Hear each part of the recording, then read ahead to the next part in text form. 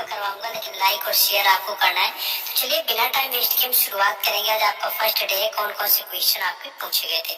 पहला question second shift में है कि संविधान के किस भाग को भारत का मैग्ना कार्टा कहा जाता है। तो भाग 3 इसका राइट आंसर हो जाएगा। देखिए पॉलिटी के बिल्कुल बेसिक क्वेश्चन पूछे जा रहे हैं। भाग 3 को संविधान का जो है भारत का मैग्ना कार्टा कहते हैं। और सुबह आपसे ये पूछा था कि जो मौलिक अधिकार है वो संविधान के कौन से भाग में दिए हुए हैं, तो वो भी भाग 3 ही आपका राइट आंसर था। एंड जो आपके मौलिक अधिकार है फंडामेंटल राइट्स हैं, इन्हें यूएसए के कॉन्स्टिट्यूशन से लिया गया, ये भी याद रखना है। तो कौन सा जो आपका है डीपीएसपी हो गया, आपका डीपीएसपी जैसे पार्ट 4 में आता है, डीपीएसपी हो गया, आपके फंडामेंटल ड्यूटी हो गई, आपके फंडामेंटल राइट्स हो गए, इन सभी के बारे में कि ये कौन से पार्ट से हैं और कौन से आर्टिकल हैं इनके, ये आपको बिल्कुल याद रखना है। और किस पार्ट को क्या बोलते हैं, क्योंकि इनसे क्वेश्चन आपका लगातार शिफ्टों में 2 से 3 दिन तो बनने ही वाला है, क्योंकि उसी तरह से पूछा जाता है। नेक्स्ट क्वेश्चन है आपका कि तेरी मिट्टी में मिल जावा जो गाना है किस फिल्म का है। केसरी फिल्म इसका राइट आंसर हो जाएगा। और दूसरी मैं बात बताऊं, आपका मॉर्निंग शिफ्ट में देखिए क्या पूछा गया था कि जो दिलेर मेहंदी है वो किस आपके जो है भाषा में गाना गाते हैं। तो दिलेर मेहंदी तो पंजाबी थे। यहाँ पर देखिए आपसे पूछ लिया गया है कि तेरी मिट्टी में मिल जावा, आपका मूवी पूछी गई है। तो ये आप देख सकते हैं कि आपके सिंगर वगैरह से भी आपके सॉन्ग पूछे जा रहे हैं। बाकी इसके सिंगर की मैं बात करूं तो बी प्राक ने इसको गाया हुआ था। ये भी याद रखना है कि बी प्राक के द्वारा गाया गया, क्योंकि इनके ये भी पूछ सकते हैं कि इसका सिंगर कौन है, और जिसके लिए इनको नेशनल अवार्ड भी मिला हुआ था, ये भी याद रखना है। इसी के साथ साथ आपका एक सॉन्ग जो आपका आता है कि और भी कुछ सॉन्ग आपको याद रख लेना है, जैसे कि आपके सॉन्ग आपका जो है मेरे वतन के लोगों कई बार पहले पूछा गया है आपका, तो लता मंगेशकर जी ने गाया हुआ था।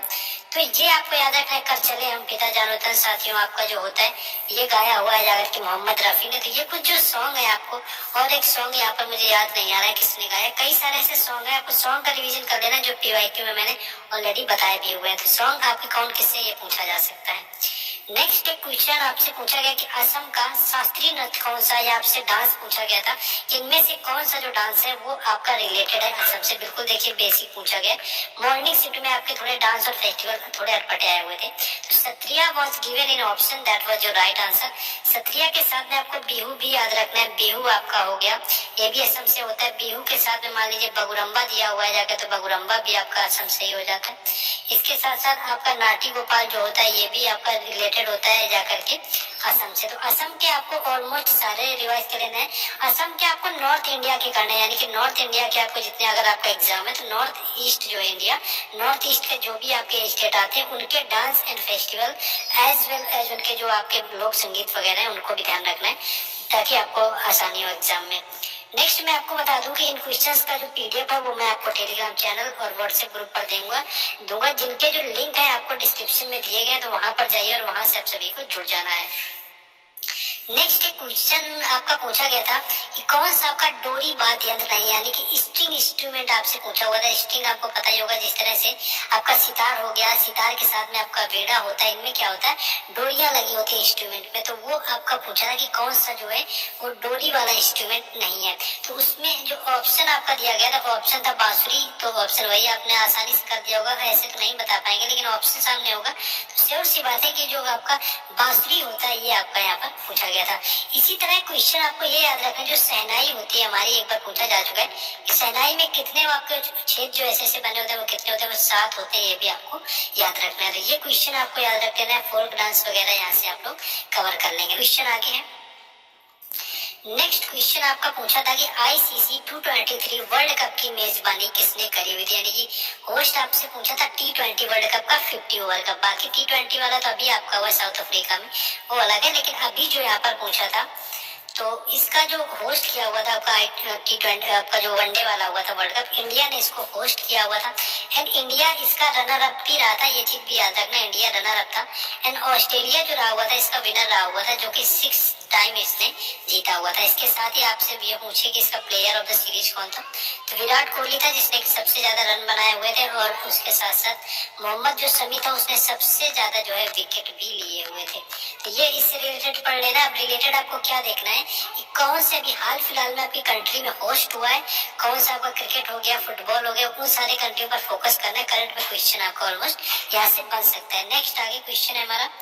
नेक्स्ट देखिए क्वेश्चन आपका ये पूरी तरह से फर्स्ट शिफ्ट से मिलता जुलता है। क्वेश्चन आपका ये पूछा कि नेहरू इंस्टीट्यूट कहाँ पर है, यानी कि यहाँ पर आपसे पूछा है NIM की बात करी गई। NIM होता है पर नेहरू इंस्टीट्यूट ऑफ माउंटेनरिंग। आपसे मॉर्निंग में क्या पूछा था, मॉर्निंग में पूछा था NIMAS, यानी कि जो आपका नेशनल माउंटेनरिंग आपका इंस्टीट्यूट था वो आपसे पूछा गया था। राष्ट्रीय आपका जो होता है वो आपका अरुणाचल प्रदेश में था, यानी कि अरुणाचल प्रदेश जो है उसका राइट आंसर था। और NIM जो आपका नेहरू इंस्टीट्यूट ऑफ माउंटेनरिंग है ये आपका उत्तराखंड में, उत्तराखंड इसका राइट आंसर हो जाएगा, जहाँ पर आपका नेहरू इंस्टीट्यूट है। देखिए तो आपका जो माउंटेनरिंग से क्वेश्चन बना है कि कौन से इंस्टीट्यूट कहाँ पर है, तो अब आपको स्पोर्ट वाले भी देख लेना है। इस तरह से आपको अलग अलग कैटेगरी में देख लेने, क्योंकि जब भी पेपर सेट किया जाता है तो ऐसा नहीं कि आपका फर्स्ट शिफ्ट का हो गया तो सेकेंड शिफ्ट का आपका पेपर फर्स्ट के बाद बना, एक साथ पेपर सेट किए जाते हैं। और जिसकी ये फर्स्ट में देना ये सेकेंड में जाएगा, ये इस डेट को फर्स्ट में होगा उस डेट में सेकेंड के होगा, तो उसी से रिलेटेड हर शिफ्ट में क्वेश्चन डाले जाते हैं। और यही फायदा होता है जो लोग एनालिसिस देखते हैं। नेक्स्ट क्वेश्चन यहाँ पर देखिए डीपीएसपी के यहाँ पर पार्ट पूछे गए थे कि जो डीपीएसपी के पार्ट है, डीपीएसपी संविधान के किस भाग में, तो पार्ट 4 यहाँ पर राइट आंसर हो जाएगा, जो कि भाग 4 में दिया है। एंड आर्टिकल की बात करें तो 36 से लेकर के 51 तक इसके आर्टिकल दिए हुए हैं। और लिया इसको कहाँ से गया, तो ये है आयरलैंड का संविधान, यानी आयरलैंड से ये लिए गए, ये भी याद रखें डीपीएसपी को। और आर्टिकल 35 to 51 है, पार्ट आपका 4 है। फंडामेंटल राइट की मैं बात करूं तो फंडामेंटल जो राइट है वो 4A में दिए हुए पार्ट एंड आर्टिकल 51A में दिया गया है, इसको भी याद रखना है। और इनको आपका 42nd अमेंडमेंट में जोड़ा गया था। ये देखिए क्वेश्चन 100% पूछा जाएगा आपका, जो आपके फंडामेंटल ड्यूटी थी ना कि आपका जो है फंडामेंटल ड्यूटी जो थे आपके 42nd अमेंडमेंट में जोड़ा गया था 1976 में, इससे क्वेश्चन बनेगा सरदार सरोवर सिंह समिति, क्योंकि देखिए आपका डीपीएस भी आ चुका है, फंडामेंटल राइट्स भी आ चुके हैं, तो इससे क्वेश्चन बनना ही बनना है। नेक्स्ट क्वेश्चन आपका पूछा गया था कि G20 2023 का कोऑर्डिनेटर कौन था। देखिए G20 समिति की बात करूं मैं 2023 के दिन इसका होस्ट किया गया था इंडिया में, यानी कि दिल्ली में इसका होस्ट हुआ था, यानी इंडिया इसका होस्ट कंट्री रहा हुआ था। एंड 18th नंबर का एडिशन था। अगर आपसे पूछे कि ये कौन से नंबर का था तो 18th नंबर का था। एंड हर्षवर्धन सिंह इसका राइट आंसर हो जाएगा, यानी यहाँ पर आप पूछा था कोऑर्डिनेटर, तो हर्षवर्धन जो सिंह है ये कोऑर्डिनेटर रहे हुए थे G20 समिति के, तो ये इसको भी यहाँ पर याद रखना है। नेक्स्ट क्वेश्चन है आपका, नेक्स्ट क्वेश्चन पूछा गया था आपका कि जो आपका यूट्रोफिकेशन होता है, पूछा गया था क्या था यूट्रोफिकेशन की मैं बात